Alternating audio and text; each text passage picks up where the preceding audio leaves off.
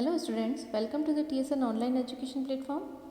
Today we start in the themes in Indian history part 1, chapter 2, kings, farmers and towns, early states and economics around circa 600 BC to 600 CE. It means 600 before Christ era से लेकर 600 जो current era है तब तक का जो history है उसके बारे में हम पढ़ेंगे इसमें. So let's start. There were several developments in different parts of the subcontinent during the long span of 1500 years following the end of the Harappan civilization. This was also the period during which the Rig Veda was composed by people living around the Indus and its tributaries. Agricultural settlements emerged in many parts of the subcontinent, including North India, the Deccan Plateau and parts of Karnataka. Besides, there is evidence of pastoral population in the Deccan and further south. New modes of disposal of the dead, including the making of elaborate stone structure known as megalith, emerged in central and south India for the first millennium BCE. यानी जब जो Harappan culture है, civilisation है, उसकी काफ़ी time बाद में around 1500 years बाद में कई सारे डेवलपमेंट्स इंडिया के अलग अलग पार्ट्स में होने लगे. कई सारे चेंजेस हुए जिसमें ऋग्वेद भी शामिल है जिसके वो कंपोज किया था. जो इंडस रिवर है, सिंधु नदी है, उसके और उसके आसपास की जो उसकी ट्रिब्यूटरीज हैं उन पर रहने वाले लोगों ने ऋग्वेद को कंपोज किया था.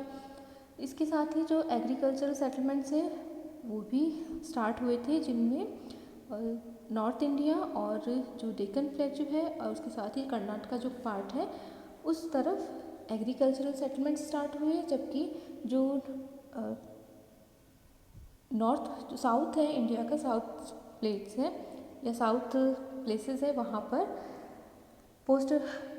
पास्टोरल पॉपुलेशन ने सेटलमेंट स्टार्ट किए थे.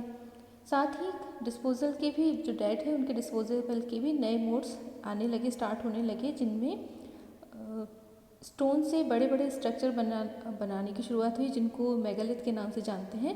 और ये सेंट्रल और साउथ इंडिया में स्टार्ट हुआ था, जो कि मिलेनियम की जो है बिफोर क्राइस्ट एरा, उससे फर्स्ट मिलेनियम में ये इन सब की चेंजेस हुए, नई शुरुआत हुई थी. In many cases the dead were buried with a rich range of iron tools and weapons. तो जो डिस्पोजेबल होता था डेड बॉडीज़ का, उनके साथ में कई बहुत बड़ी मात्रा में, बहुत ज़्यादा रेंज में आयरन टूल्स मिलने लगे और साथ ही जो वेपन्स थे, हथियार थे, वो भी दफनाए जाने लगे थे जो डेड होते थे उनके साथ में. From circa 6th century BC, there is evidence that there were other trends as well. Perhaps the most visible was the emergence of early states, empires and kingdoms. Underlying these political processes were other changes evident in the way in which agricultural production was organized. Simultaneously, new towns approached almost throughout the subcontinent. लगभग before Christ 6th century में कई सारे ऐसे evidence मिलते हैं जिनकी शुरुआत हुई थी. कई सारे चेंजेस, कई सारे नए ट्रेंड सामने आने लगे थे. उनमें सबसे ज़्यादा मोस्ट विजिबल जो था वो था स्टेट्स का और कई सारे साम्राज्यों का, एम्पायर्स का और किंगडम्स का बनना मोस्ट विजिबल था.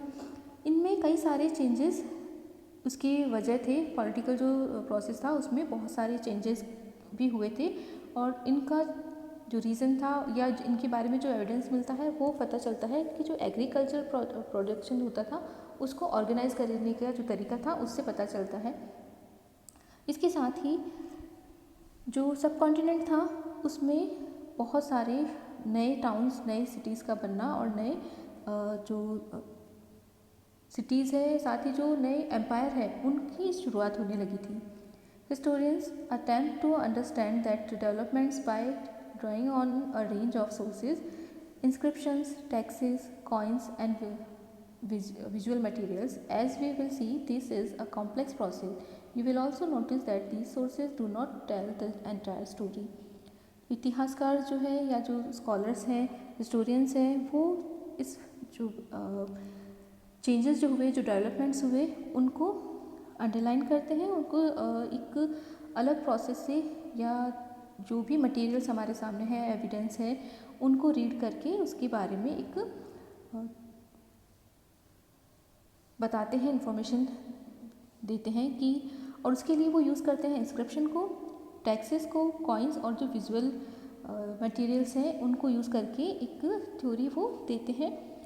ये जो विजुअल है या जो भी हिस्ट्री है वो बहुत ही कॉम्प्लेक्स प्रोसेस है और उसके साथ ही बहुत से जो सोर्सेज हैं उनका यूज़ करते हैं उसके जानने के लिए, लेकिन फिर भी ये जो भी सोर्सेज है वो हमें एंटायर स्टोरी नहीं बताती इसकी और उसको हमें जानने के लिए बहुत सारी चीज़ों को जोड़कर देखना होता है।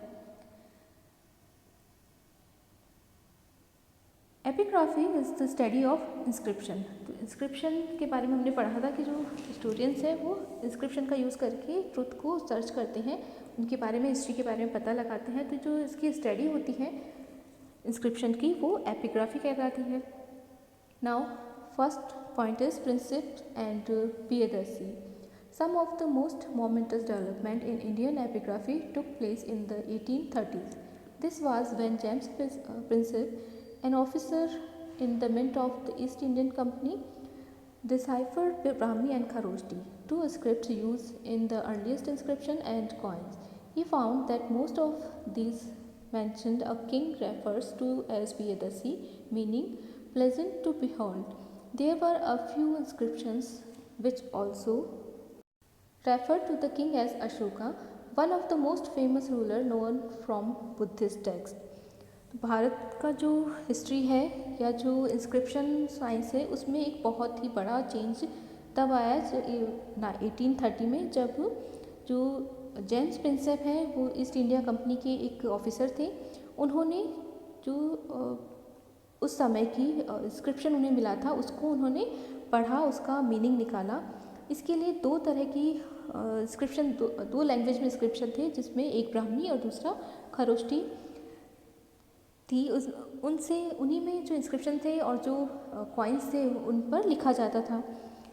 जो प्रिंसिप थे उन्होंने ये देखा कि एक नाम कई बार रिपीट हुआ है, कई बार उसको लिखा गया है, जिसका जो था प्रियदर्शी, और इसका मतलब होता है प्लेजेंट ऑफ बिहोल्ड, यानी कि बहुत ही सुंदर मुखकृति या आकृति वाला राजा।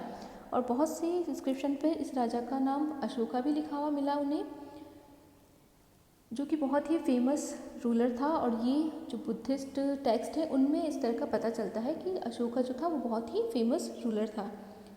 This gave a new direction to investigation into early Indian political history, as Europeans and Indian scholars use inscription and text composed in a variety of language to reconstruct the lineage of major dynasty that had ruled the subcontinent. As a result, the broad contours of political history were in place by the early decades of the 20th century.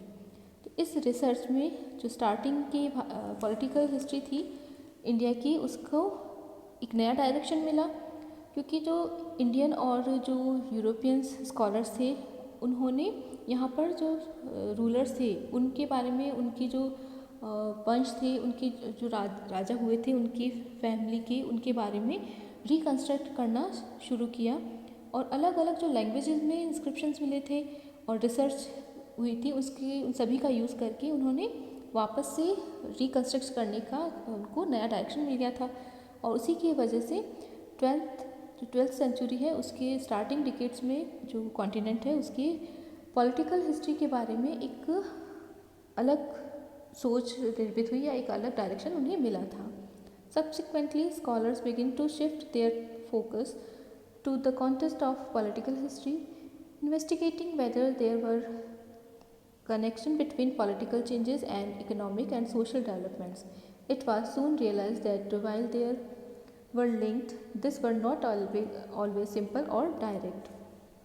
उसके बाद जो scholars थे उन्होंने जो अपना focus है वो उसको शिफ्ट किया था जो पॉलिटिकल हिस्ट्री है उसकी तरफ, और उसको रिसर्च करके बहुत जो चेंजेस हुए थे पॉलिटिकली और इकोनॉमिकली और सोशल जो डेवलपमेंट्स हुए थे उसके बीच में क्या कनेक्शन है, इसको ढूंढने में, इसको रिसर्च करने पे उन्होंने अपना फोकस किया।